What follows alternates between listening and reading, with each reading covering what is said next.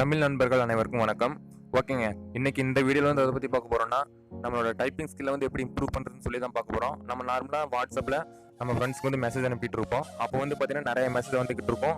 நம்ம நிறைய டெக்ஸ்ட் எழுதி அனுப்புகிற மாதிரி இருந்தால் நம்மளுக்கே கொஞ்சம் இரிட்டேட்டிங் ஆயிரும். அந்த மாதிரி சமயத்தில் வந்து பார்த்தீங்கன்னா நம்ம கூகுள் கீபோர்டு யூஸ் பண்ணிக்கிட்டு இருப்போம். நம்ம வாய்ஸில் மெசேஜ் பண்ணல அப்படின்னு பேசணும் அப்படின்னா அதனோட சேட் பாக்ஸ் அப்படின்றது வந்து பார்த்தீங்கன்னா ரொம்ப ஸ்மாலானது. அப்போ ஏற்பட்ட டைமில் வந்து பார்த்தீங்கன்னா நம்ம எப்படி ஒரு பேராகிராஃபாக இருந்தாலும் சரி ஈஸியாக பேசி நம்ம வந்து அந்த இதை காப்பி பண்ணிவிட்டு அந்த மெசேஜை மறுபடியும் எப்படி அவங்களுக்கு சென்ட் பண்ணுறதுன்னு சொல்லி தான் பார்க்குறோம்.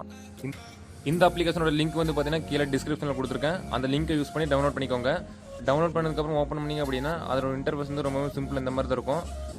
இந்த அப்ளிகேஷனோட டெமோ ஒரு நிமிஷம் பாருங்கள். தமிழ் நண்பர்கள் அனைவருக்கும் வணக்கம். நீங்கள் பார்த்துட்டு இருக்கிறது ஐடெக் தமிழ் சேனல். நம்ம சேனலுக்கு புதுசாக இருந்தால் சப்ஸ்கிரைப் பண்ணிக்கோங்க. இந்த டெக்ஸ்ட்டை வந்து காப்பி பண்ணிவிட்டு அப்புறம் மெசேஜை வந்து உங்கள் ஃப்ரெண்ட்ஸ்க்கு வந்து ஷேர் பண்ணிக்கலாம். இந்த அப்ளிகேஷனில் வந்து பார்த்தீங்கன்னா சூப்பரான ஒரு ஃபீச்சர் இருக்குது. நாய்ஸை வந்து ரெகக்னைஸ் பண்ணி அதுவாக சொல்லிடும். பறவையின் சத்தம், வண்டியின் சத்தம் அப்படின்னு சொல்லிட்டு ரெகக்னைஸ் பண்ணி ஈஸியாக சொல்லிடும். இந்த வீடியோ பிடிச்சிருந்தா லைக் பண்ணுங்கள், ஷேர் பண்ணுங்கள். மறக்காமல் உங்களோட ஃப்ரெண்ட்ஸுக்கு சப்ஸ்கிரைப் பண்ண சொல்லுங்கள். தேங்க்யூ ஃபார் வாட்சிங். தேங்க்யூ.